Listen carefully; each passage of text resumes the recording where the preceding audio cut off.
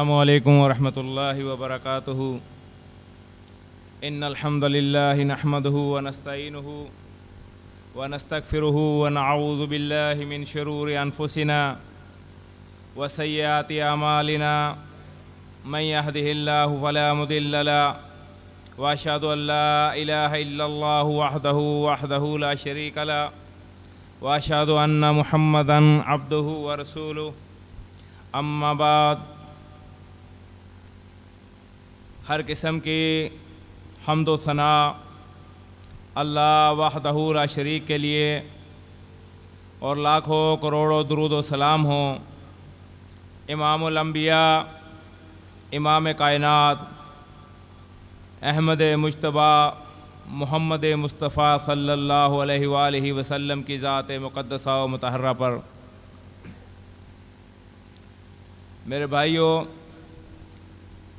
چھوٹے چھوٹے طالب علموں، اصل خطابات ہمارے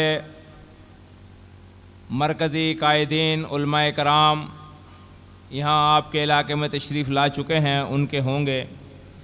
ہمیں ایک ذرا تمہیدی کلمات کے لیے حکم ہوا ہے، تو اس میں چند گزارشات میں آپ کے سامنے کرنا چاہوں گا۔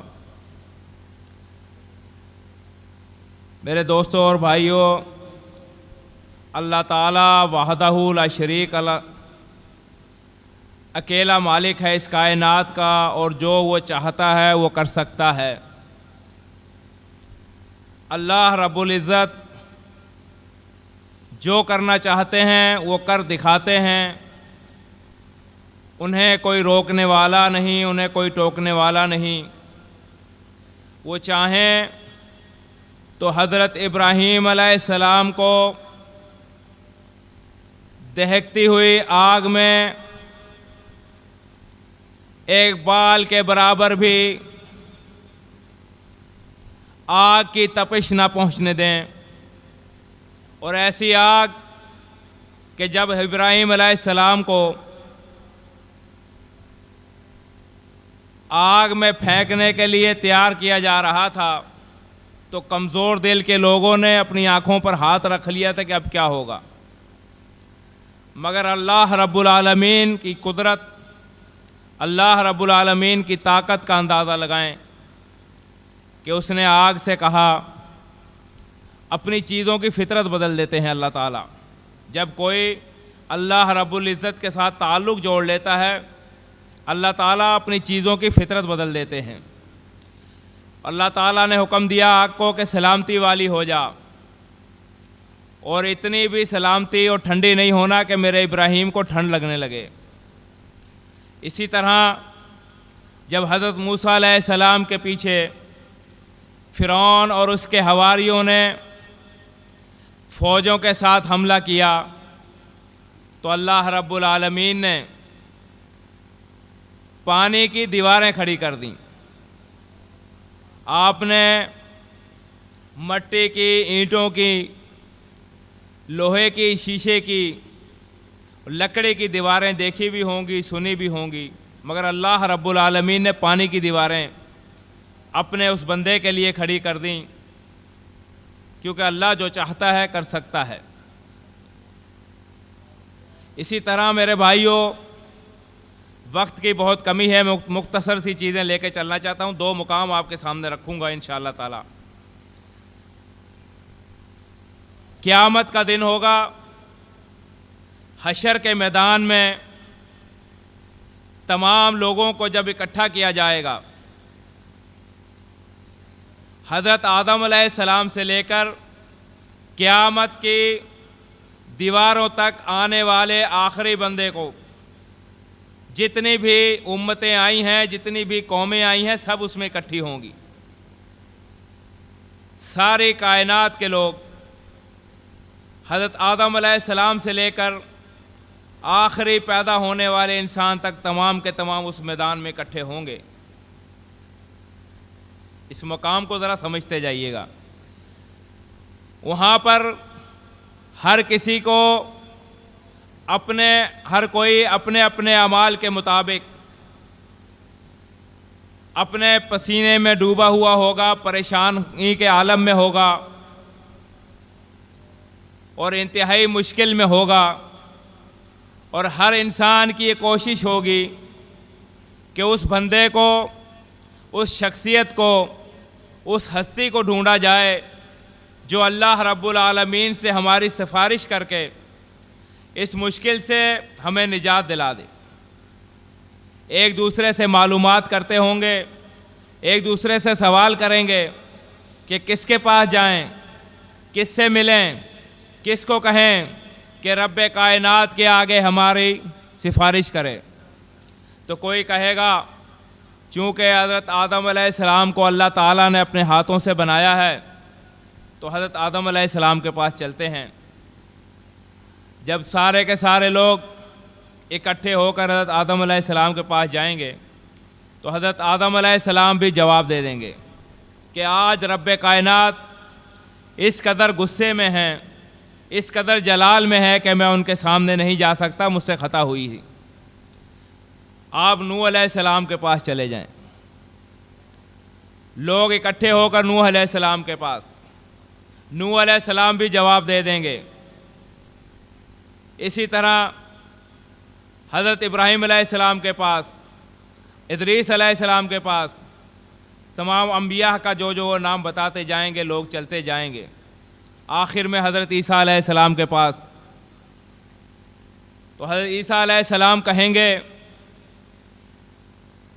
کہ ایک ہی شخصیت ہے جو ہمیں اور آپ کو اس مشکل کی گھڑی سے نجات دلا سکتی ہے۔ وہ کہیں گے آخری نبی، افضل الرسول، خاتم الرسول حضرت محمد مصطفیٰ صلی اللہ علیہ وآلہ وسلم کی طرف چلے جائیں۔ ان کے علاوہ آج رب کائنات کے سامنے کوئی بھی سفارش کے لیے کھڑا نہیں ہوگا۔ جب وہ یہ جملے ادا کریں گے تو پورے میدان حشر میں محمد محمد محمد کی آوازیں بلند ہونا شروع ہو جائیں گے۔ لوگ ایک دوسرے سے کہیں گے کیا جواب ملا ہے؟ وہ کہیں گے محمد کا نام ملا ہے، محمد صلی اللہ علیہ وسلم کے پاس جانا ہوگا۔ وہ ایک دوسرے کو پوچھیں گے، وہ اس کو بتائے گا، وہ اس کو بتائے گا کہ محمد محمد۔ کہتے ہیں میدان حشر میں جتنی خلقت ہوگی اس کونے سے لے کے اس کونے تک محمد محمد صلی اللہ علیہ وسلم کا نام بلند ہونا شروع ہو جائے گا۔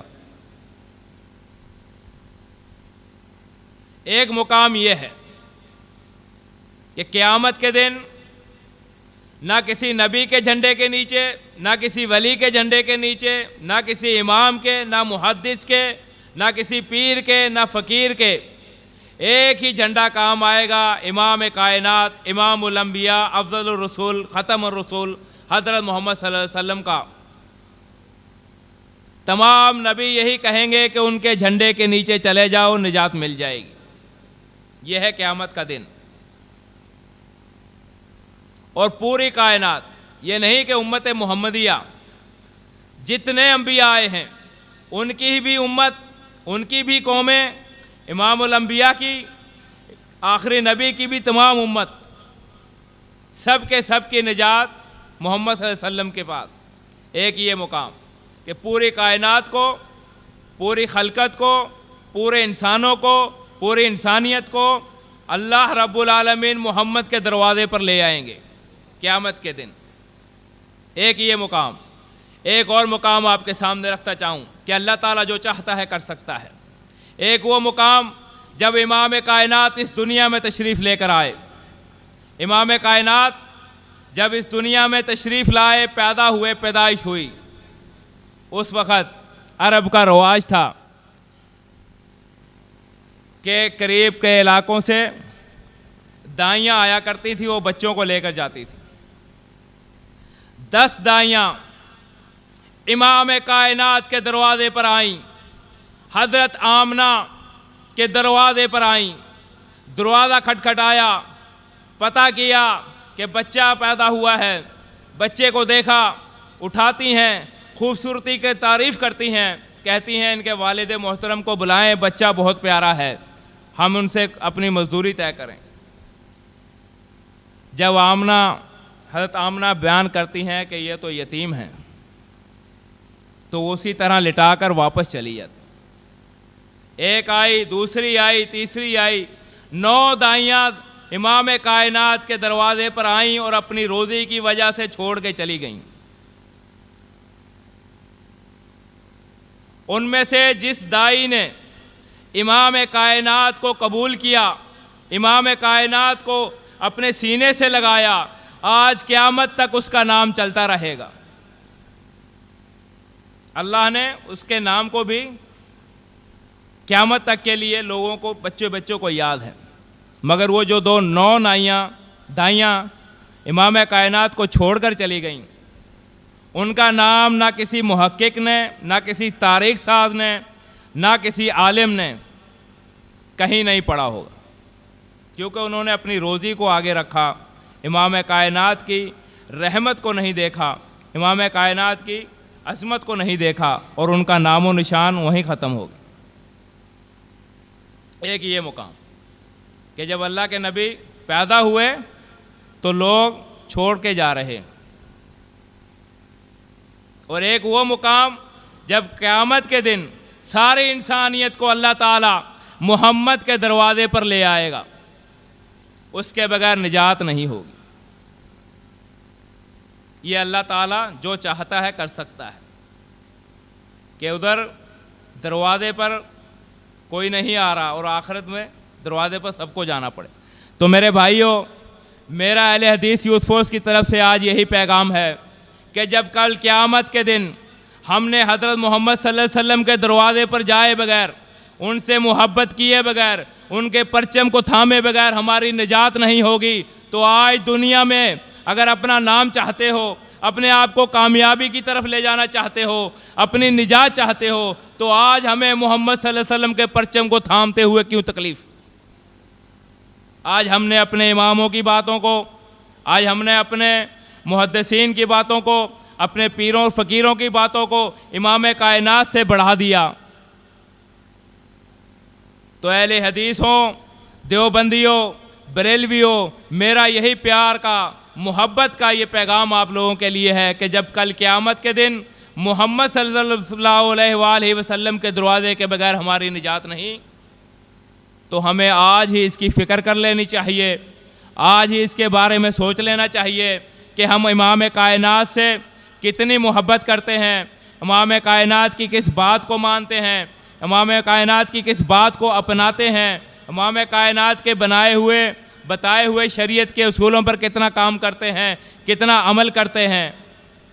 آج ہمیں دنیا میں ہی امام کائنات سے محبت کا اظہار کر دینا چاہیے، تاکہ کل ہمیں پریشانی نہ ہو، قیامت کے حشر کے میدان میں ہمیں تکلیف نہ ہو۔ یہی پیغام محبت لے کر ہم آپ کے سامنے آئے ہیں۔ مغرب کا وقت ہے، اپنی بات کو مختصر کرتے ہوئے میرے دوستوں کے لیے، یہ طالب علموں کے لیے یہی پیغام ہے کہ امام کائنات کے ساتھ محبت کریں، دیوبندی ہوں، بریلوی ہوں، اہل حدیث بھی ہوں، سب کو چاہیے کہ امام کائنات کے ساتھ محبت کریں، امام کائنات کی ذات کو اپنا نمونہ بنائیں اور ان کے پرچم کے تلے جمع ہو جائیں، کیونکہ کل قیامت کے دن ان کے پرچم کے سوا کوئی پرچم نہیں ہوگا، اور ان کے شفاعت کے سوا کوئی شفاعت نہیں ہوگی، اور حوض کوثر پر امام کائنات کے علاوہ کوئی پانی پلانے والا نہیں ہوگا۔ آخر دعوانا الحمدللہ رب العالمین۔